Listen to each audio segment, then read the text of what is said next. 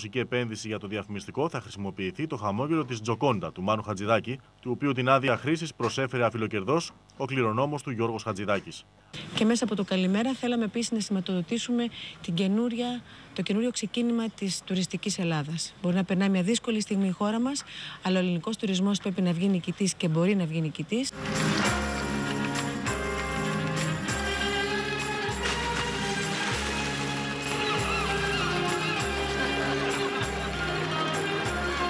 Ανανεωμένη θα είναι και η πύλη του ελληνικού τουρισμού στη διεύθυνση www.visitgreece.gr. Το Υφυπουργείο Τουρισμού θα δώσει μεγάλο βάρος στην προβολή της χώρας μας μέσω του διαδικτύου. Στηρίζουμε το καλημέρα όλοι και ευελπιστούμε ότι το 11, που όπως είπε ο Υπουργός, τον Οκτώβριο θα είναι έτοιμο το σποτ της διαφημικής καμέας το 11, θα είναι ακόμα καλύτερα.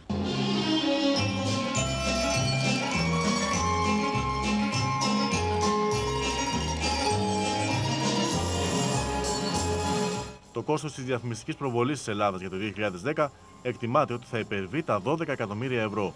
Ο πρόεδρος του Συνδέσμου Ελληνικών Τουριστικών Επιχειρήσεων, Νίκος Αγγελόπουλος, χαιρέτησε το γεγονός ότι για πρώτη φορά υπάρχει συνεργασία του ιδιωτικού τομέα με την πολιτική ηγεσία στο σχεδιασμό της διαφημιστικής καμπάνιας. Η νέα σελίδα είναι ευρύτερη από το καλημέρα. Το καλημέρα ήταν ένα συμπαθητικό πρωτότυπο σλόγγαν που πρέπει να βγει προς τα έξω.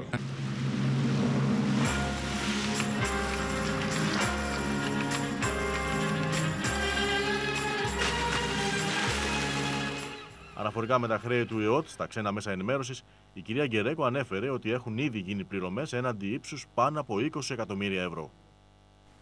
Νυχτερινό ωράριο για τη μουσική ξανά στα νυχτερινά κέντρα της Αθήνας, αλλά με άλλες προϋποθέσεις που θα αφορούν είδη κέντρων, ημέρες της εβδομάδος και εποχή.